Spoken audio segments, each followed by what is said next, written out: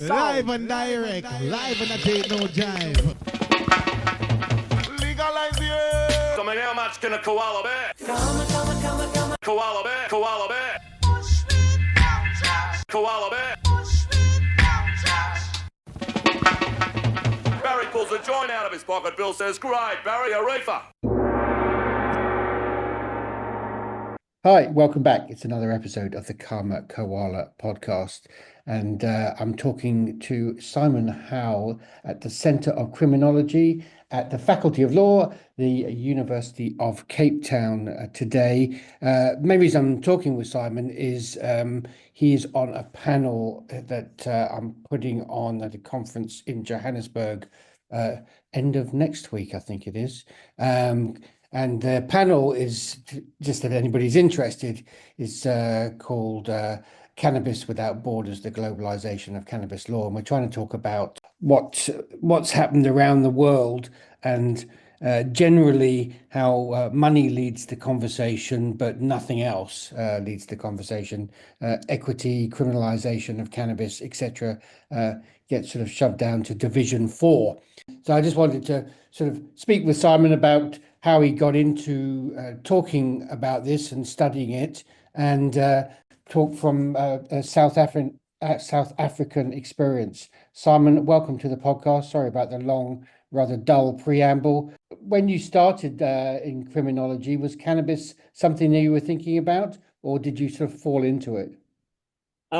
Well, I've had a little bit of a convoluted journey to cannabis and to criminology as a whole. I started life studying politics and philosophy, and ended up doing a PhD in political philosophy. But the problem is that, you know, in the South African context, the type of conversations I was essentially having with myself or very few people. As a result, I wanted to do something more practical and sort of pragmatic, and criminology seemed like a good place to do that. My PhD originally was on drugs or about drugs, looking at the way in which modernity and our fear of drugs have created essentially the war on drugs and the logic thereof. And cannabis came to me in a sense that Myrtle and others from what was then the Dacha couple, which have now become the Field of Greens for All, approached me to help with their strategic litigation of cannabis or the cannabis laws in South Africa, firstly in the Gauteng High Court and then at the Constitutional Court, which I'm sure you may have spoken to already or about in previous podcasts. But I mean, that essentially. Well, just for listeners, it was a court case that went all the way to the High Court and became a constitutional change in the law in South Africa that allows people to consume cannabis privately, as far as I understand. Yeah, so I mean, originally the litigation began with Gareth Prince, who brought a case against the Western Cape High Court because he was barred from practicing law because he is a Rastafarian, and I mean, a part of that is obviously the consumption of cannabis. And as a result of being barred, he approached the Western Cape High Court, and we wrote colleagues and I wrote the sort of report that justified or questioned the logic of cannabis regulation in South Africa. And from that, then it went to the Gauteng High Court via Myrtle and Fields of Green for All, which they essentially approached the argument from a harms-based perspective, in the sense that, you know, the policing and the regulation of cannabis in South Africa was far more harmful than cannabis could ever be itself. Yeah. Then that ultimately went to the Constitutional Court under the idea of freedom of choice and freedom and the right to privacy, and that the argument thus far has in South Africa has hinged on the idea that we have a constitutional right to privacy. So the state's control ends at our private residences, and the police can't essentially police cannabis beyond the public space, and that's essentially the argument that has been cashed out. And as a result, cannabis has been decriminalized in South Africa to an extent, in the sense that you can consume it in private spaces amongst consenting adults. Of course, the problem, of course, is that you're not allowed to produce it, or you're not allowed to deal it or distribute it. So anyone who's smoking cannabis in their own homes, of course, has broken the law in order to do that in the first place. It's that standard you can grow cannabis, but you can't buy seeds approach, which it's prevalent around the world. I mean, so when after you provided information for the case, did that make you look deeper at the core problems with regard to cannabis in South Africa specifically? Because as far as I understand, it's a it's a pretty major part of the culture across the board and for an extended period of time. Did you start looking into how and when they started policing that? And the results of doing so? Yeah, so we in the process of doing all of this, or in conjunction with doing this, we with the University of Bristol, we began what turned out to be a 4-year research project looking at cannabis and cultures of consumption across Africa. So our one focal area was South Africa and Zimbabwe, another was Kenya and sort of East Africa, and another was West Africa and Nigeria. And with colleagues from Bristol, we sort of traced out the different cultures of consumption and the way in which those relate to social structural frameworks and legal frameworks, and try to understand the ways in which the law is reflective of society, and in the ways in which the law is also not reflective of society. I mean, in terms of a lot of places now, there is an understanding that cannabis is embedded in the cultural practices and social configurations of many people across the continent, and the laws are not reflective of those cultures of consumption at all. They are simply reflective of what was essentially, a hangover of the war on drugs. And I mean, the irony, of course, is that South Africa was one of the first to pursue essentially the prohibition of cannabis in 1926 at one of the I can't remember it was International Drug Conference at the time. I can't remember which one it was. Well, what's the actual name of it was, but I quote, their pursuit of this was because from the documents we see, they said that it makes the natives lazy. And their concern was actually not about cannabis per se, but it was about productivity. Productivity. Well, I think the same argument, was applied by colonial power, being Britain, obviously, in India as well, if I remember, if memory serves me right. Yeah, exactly. So, I mean, in this instance, it was a concern that emerged at the very same time as the Witwatersrand was coalescing so as to become one of the biggest gold producing areas in the world, and so productivity of migrant bodies was essentially and very important. And I think it's important to note that because we see that drug regulation more broadly and indeed cannabis regulation is often not about cannabis or a drug per se or a substance. It's about the context in which it emerges. And, it's often a concern that emerges from wider moral panics about whatever. I mean, in the UK, there was a big concern around cocaine use during the Second World War, and the flappers and girls, and, the emancipation of women and stuff. And so often you find that the concerns around regulation are mirroring bigger and deeper concerns within society. And in cannabis's instance, it was a concern around productivity that drove to its. And have you found documents where that applies to those other jurisdictions in Africa? So, what was then Rhodesia? Was it even Rhodesia in 1926? I don't know. I'm not that clued up on Zimbabwe's history. My history is it should be better, but I mean, we are talking a lot about British colonial regions of Africa, aren't we? Yeah. So, I mean, on the one hand, we can trace out and show the evidence of drug regulation being driven by deeper concerns. But in the same breath, we could also say that contemporarily, that changes to drug legislation are also being driven by deeper concerns. So, in terms of South Africa specifically, that change was brought on by the highlighting and the concern with constitutional rights, which, considering South Africa's history of apartheid and the like, are quite extensive, but also quite prominent. People really care about their rights here because of our history.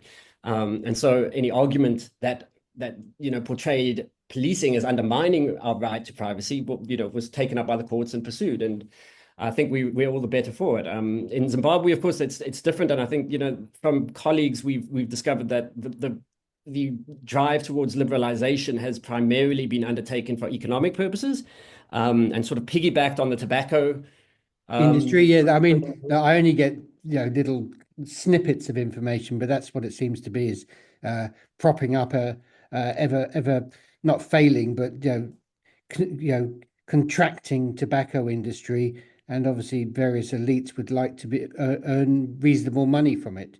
That's how I read Zimbabwe at the moment.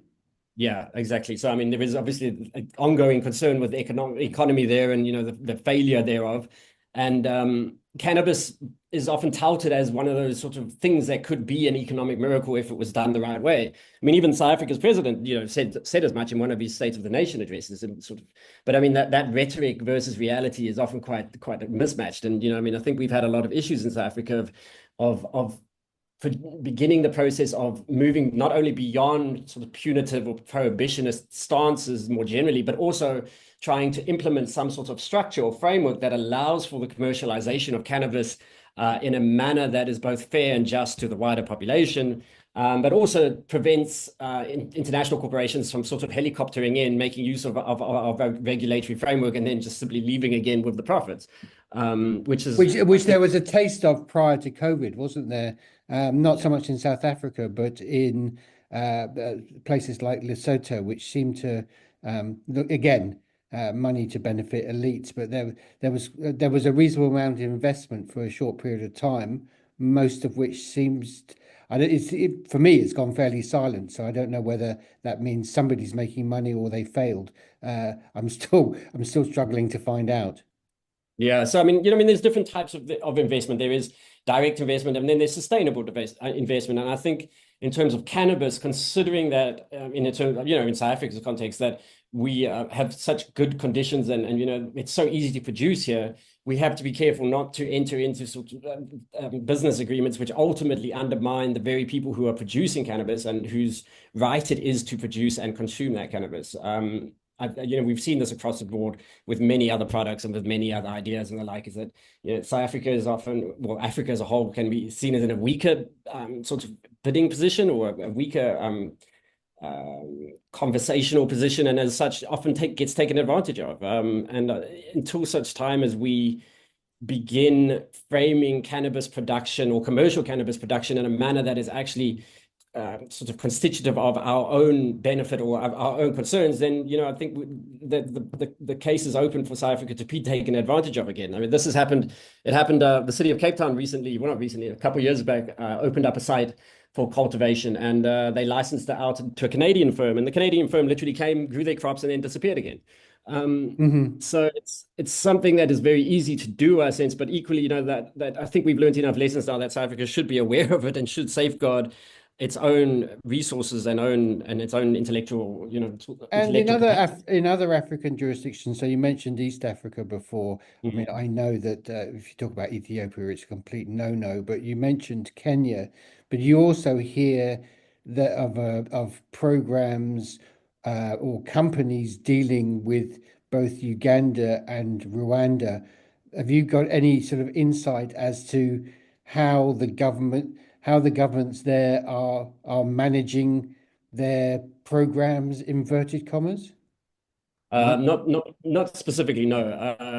I think they've kept it off the radar for very good reasons. The problem, of course, with cannabis and cannabis at a commercial enterprise level and an international level is that it's the deals are worth a lot of money, and there's the people that are involved tend to want to keep things secret because the deals may not necessarily benefit society in the way in which it's cashed out by politicians and the like. Well, that's right. I mean, look, I'm in the UK at the moment. It's really no difference here at all. I mean, all the major growers here basically because they did deals with the Tory party, and the government has sort of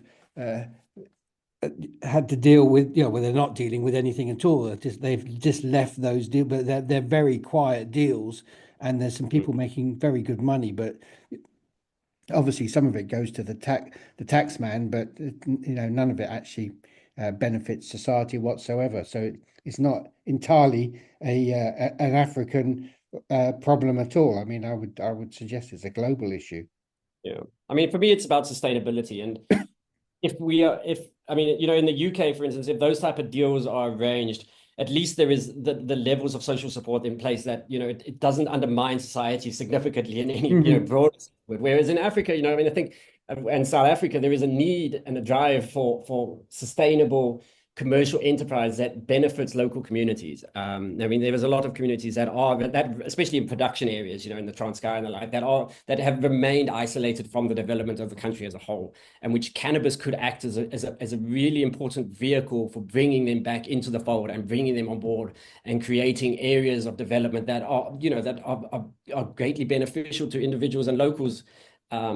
At that level. But to do that requires sustainability, and it requires some sort of protectionism, which allows for business to occur, but equally doesn't allow for business to simply take and leave. And finding that balance is something that I think in South Africa's case we have really battled with. We've liberalized our laws, but in terms of both policing and regulation, but also in terms of business, we haven't really figured out how to make cannabis sustainable beyond prohibition. And that's the question we're facing right now, I think. And is that because government hasn't really knocked heads together between different departments and created working groups, committees alongside tertiary institutions as well? I mean, this is the only way to sort of move this stuff forward, isn't it? Is to get different government departments talking to one another and engage with local experts. And I get the sense I haven't seen any of that yet. Well, yeah. So I mean, there is on the one hand, there's a concern around intergovernmental logic and the way in which they work together. But it's also there's sort of this hangover of the war, you could call it the war on drugs, or this prohibitionist framework in which there are many people in government who still believe that all drugs are evil and that cannabis is a drug. Again, that's not limited just to South Africa either. Yeah.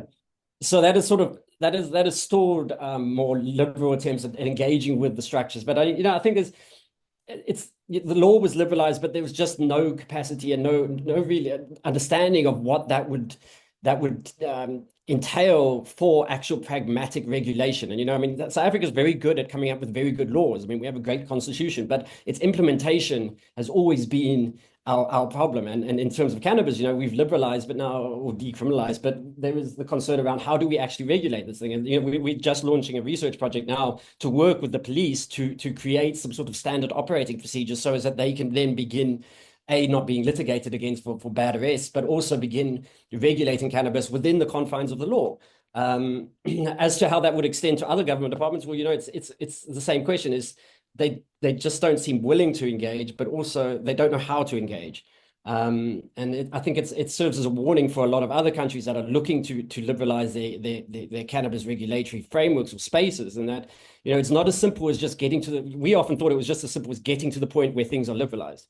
But it's not. It's once that happens, that's simply the starting point for a very detailed conversation that needs to occur. No, I mean it's like opening the restaurant. Exactly. You spend a year getting it together, then you open it, and nobody turns up on the first day, and you wonder why. I mean, yeah. I'm actually interested, because I was about to ask you about the police. So that's, in a way, it's a positive though that the first serious work you're doing is with law enforcement. In terms of, because I was going to ask you, is there still an imbalance in terms of people in society towards the bottom who will still end up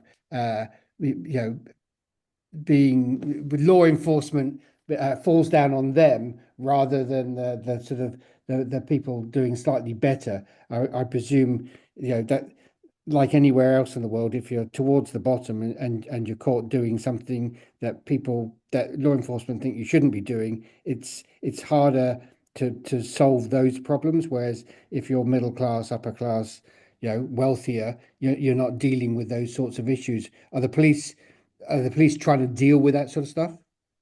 Well, yeah. So I mean, policing in South Africa, considering the complexity of society, is difficult. Well, I'm about to say, I mean, it's complex is the understatement of the century, isn't it? So I think the police are, as much as they are on the back foot with regards to cannabis regulation, they are also, I think, more forward-looking in the sense because they are the ones who confront the issues on a daily basis, but they're also the ones who confront the hard nose of litigation very frequently. And SAPS, the amount of litigation against SAPS at the moment, the South African Police Service, is in the billions of rands. So it's economically important for them to figure out how to do this within the confines of the law because they're simply running out of money because of the amount of litigation they're facing. So I mean, in that instance, they're more open to the process.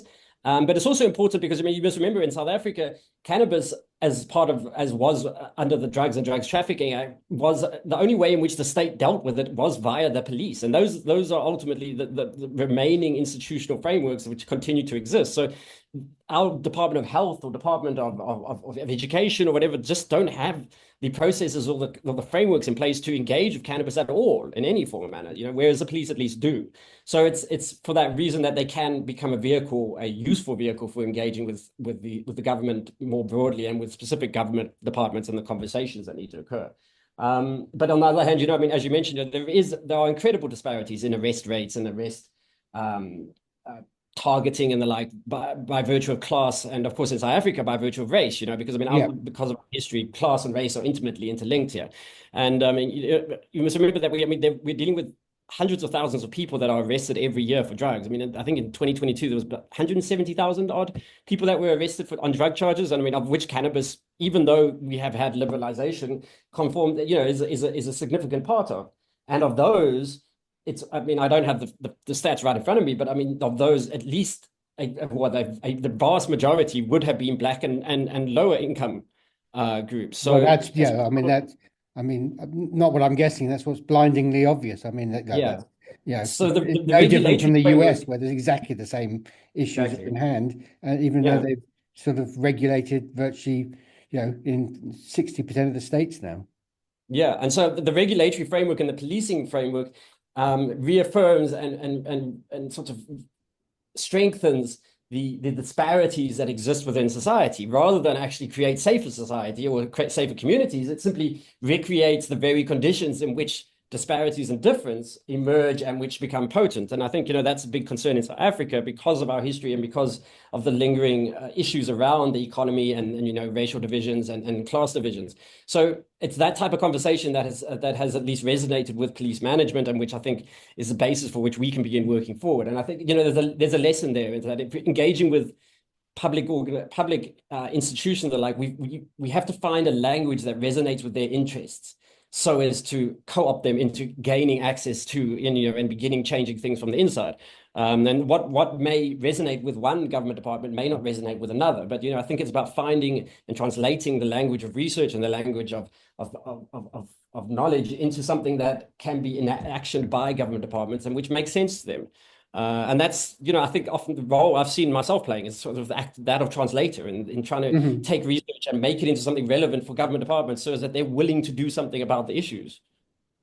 And do you think that, in a way, having the police as the sort of first climbers up the mountain is actually probably a great way to engage not just with the government departments, but with members of parliament as well, because it's all cannabis has been framed around law and order since day one. So if the law and order people are saying you've got to think about it, that might actually shift people just a little bit quicker. Yeah, on the one hand, it's about impact, is that, by the vast majority of people who have to deal with the government in relation to cannabis deal via law enforcement. So engaging with law enforcement first and foremost is the means of mitigating harm first and foremost. But as you mentioned, it also legitimates broader conversations with government because, as you said, cannabis has been dealt with by law enforcement, and as such, if we can get law enforcement to listen to us, well, then the chances are other people will listen to us. And of course, in South Africa, the police have one of the largest budgets, government department budgets, amongst all of them. So they have the widest spread and distribution of stations and resources. So if the police will listen to us, then the hope is that at least we can begin broader conversations. And those conversations need to happen sooner rather than later.